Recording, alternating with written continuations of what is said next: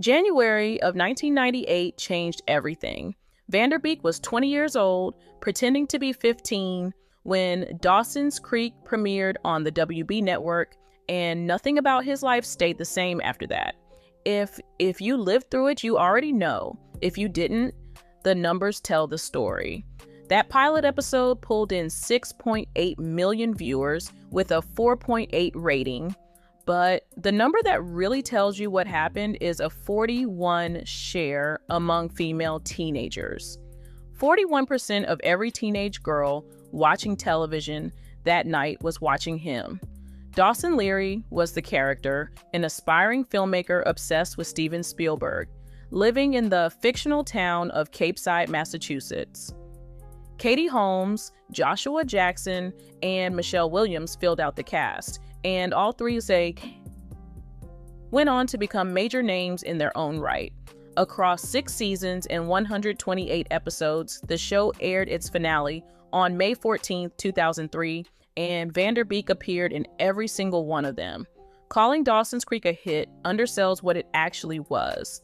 Syndication carried it into more than 50 countries. The companion soundtrack album moved 1.5 million copies worldwide in its first 6 months alone. And here is the number that tells you what the show meant to the WB network. Ad revenue climbed from $100 million in 1996 to over $500 million by 1999.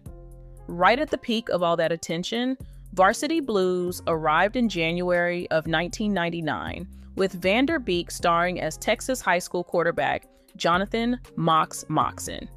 $16 million is what it cost to make, and $54 million is what it earned worldwide, opening at #1 and holding that spot for 2 straight weekends. A Saturday Night Live hosting gig followed. People magazine put him on their 50 most beautiful people in the world list, and the MTV Movie Award for Best Breakthrough Male Performance sealed the deal. And this is where the money part of the story gets uncomfortable. That Dawson's Creek contract, by his own description, was terrible. 20 years old when he signed it, he later explained that there was no residual money and that he was paid almost nothing.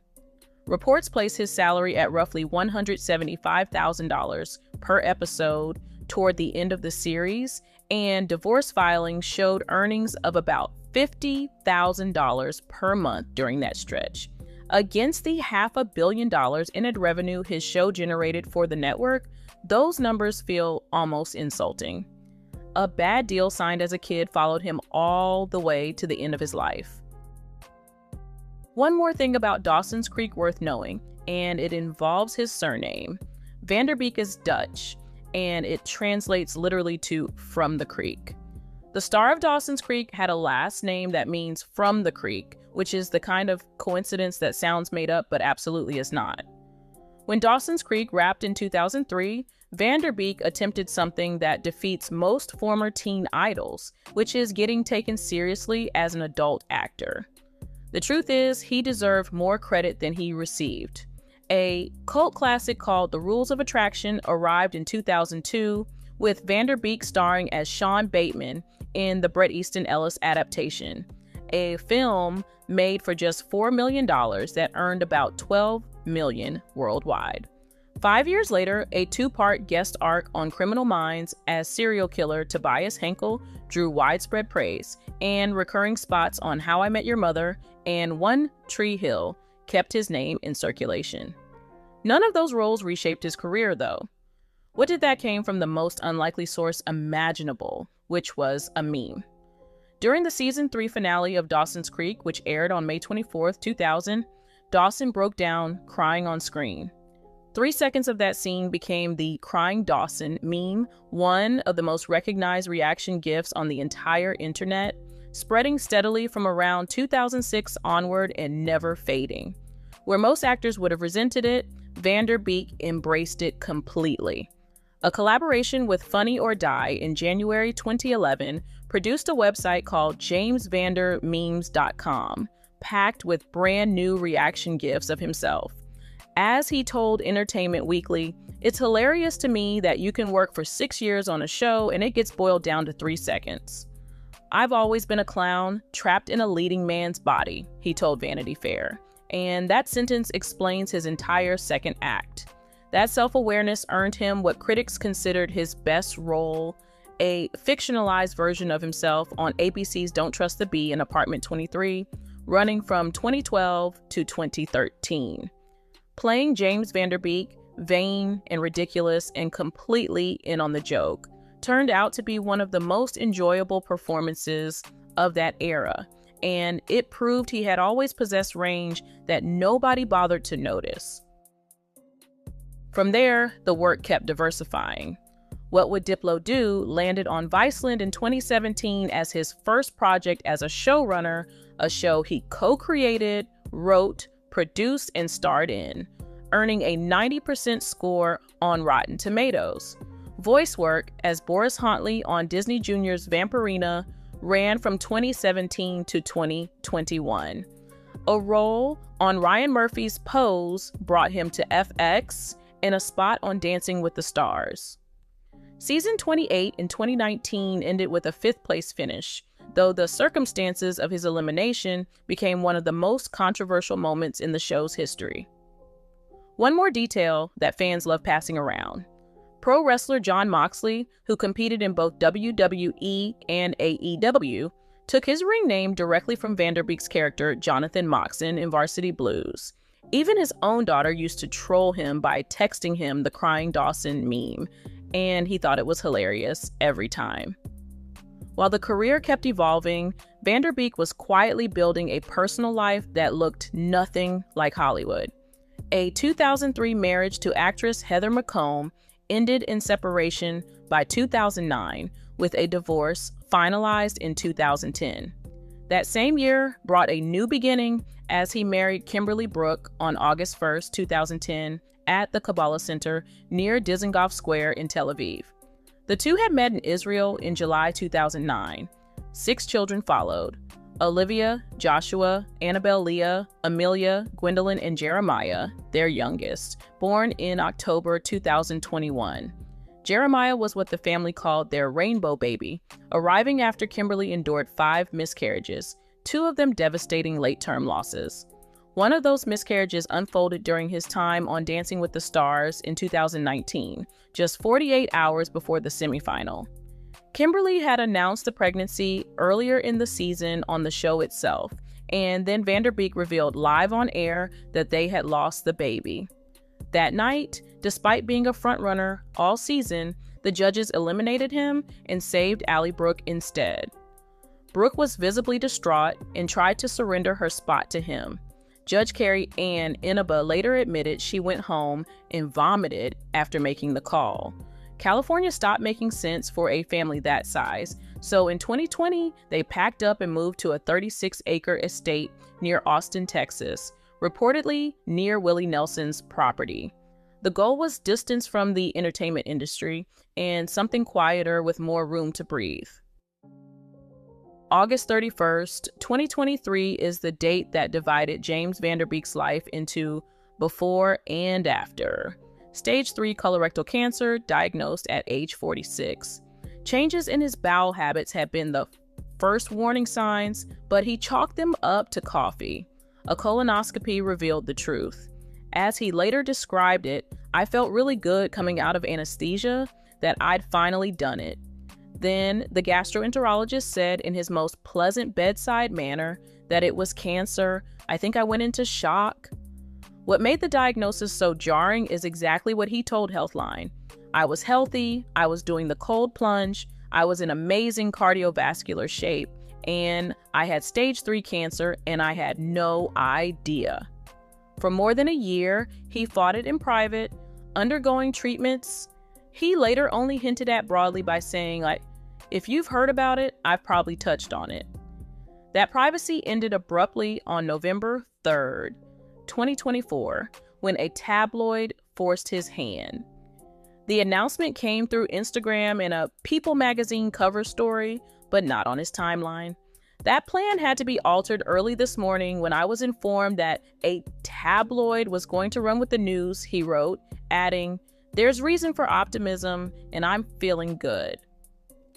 December 2024 brought a Fox special called The Real Full Monty, which he starred in to raise awareness for cancer screening. March 8, 2025 was his 48th birthday, marked by an Instagram reel titled What Cancer Taught Me, in which he admitted having come nose to nose with death over the previous year. That summer, Guardant Health signed him as a paid spokesperson for their blood test for colon cancer screening, and he told Today that living with cancer amounted to a full-time job that would probably be a process for the rest of my life. An appearance on The Masked Singer Season 13 as the Griffin kept his public face visible. Through all of it, he continued working on what would become his final role, Dean Wilson in Elle, a Legally Blonde prequel series for Prime Video. Filming while sick, he once reflected, "The greatest thing about work is cancer doesn't exist between action and cut." That series premieres posthumously on July 1st, 2026. September of 2025 brought a moment that felt like something out of a movie. Michelle Williams, his Dawson's Creek co-star, organized a reunion at the Richard Rogers Theater in New York as a benefit for the nonprofit F Cancer, designed to rally support for Van Der Beek. 2 simultaneous stomach viruses kept him home, too sick to travel. A pre-recorded video message played in his place, and Lin-Manuel Miranda stepped in to read his lines from the stage. And then came the detail that felt almost too perfect. Steven Spielberg sent a video message of encouragement. The real Steven Spielberg speaking to the man who had played a character who idolized Steven Spielberg 27 years after the pilot episode aired. That circle closed completely. By November 2025, the financial damage from cancer treatment could no longer stay hidden. Memorabilia from Dawson's Creek and Varsity Blues went up for auction through Prop Store, bringing in $47,000 to help cover medical costs. December 19th, 2025 produced one of his final television interviews, a sit-down with Today's Craig Melvin, where he shared, "I feel much, much better than I did a couple months ago. It's been a longer journey than I ever thought it would be. Cancer," he told Melvin, "was the best thing that ever happened to me because it led to healthier habits and deeper faith. Presence is really the gift that cancer has given me," he added. When the subject turned to Kimberly, his words carried a weight that's hard to miss. "I married the right person, really. I'm more in love than ever and more in awe of her than ever." The message he wanted people to carry with them was about screening. Colorectal cancer, he explained, is the second leading cause of cancer death. But if you look closer, it's also the most curable. I really want people to understand that in the early stages, the survival rates skyrocket.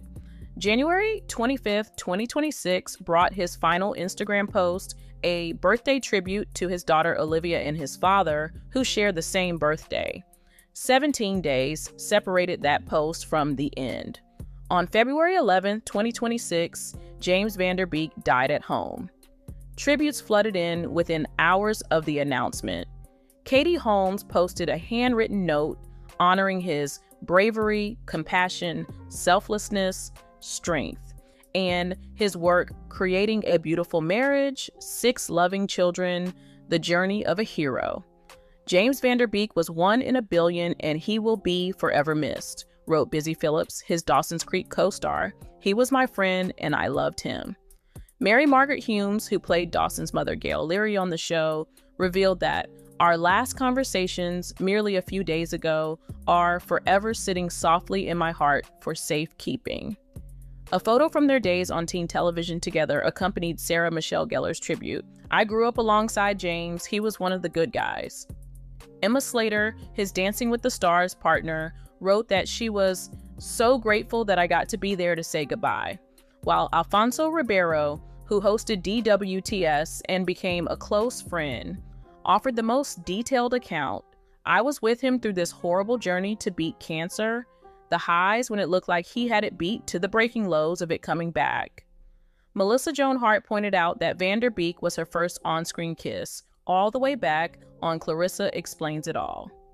Reese Witherspoon, Ashton Kutcher, Jennifer Garner, Ben Stiller, and Selma Blair all added their voices, and the official Dawson's Creek account described his performance as one that helped define a generation of television. And then the GoFundMe appeared. Friends organized a fundraiser for Kimberly and the 6 children with a description noting that cancer treatments had left the family out of funds.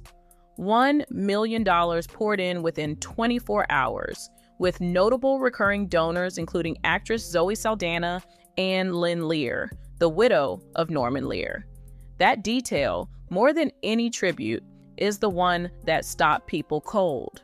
A recognizable television star, someone whose face was known in over 50 countries, whose show generated hundreds of millions in network revenue, and his family was financially gutted by cancer treatment.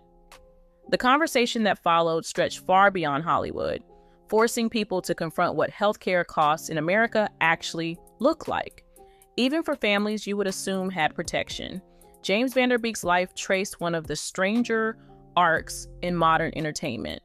A dyslexic kid from Connecticut who took a concussion playing football and accidentally stumbled into acting, a teenager directing scenes for Edward Albee before he could legally vote, a 20-year-old who became the most famous teenager in America on a show whose title was hiding in his surname all along, a former heartthrob who embraced his own meme and turned self-parody into a legitimate second career, a father of 6 who traded Hollywood for a ranch in Texas, and a man who spent his final years pouring whatever energy he had left into one simple message: get screened for colorectal cancer early, because the survival rates skyrocket, and he knew that better than anyone. 48 years old is all he got. That final filmed role, the Legally Blonde prequel Elle, premieres on July 1st, 2026. If you are over 45 or even younger with a family history, please talk to your doctor about a colonoscopy. James Van Der Beek would have wanted you to. Thanks for watching, and I will see you in the next one.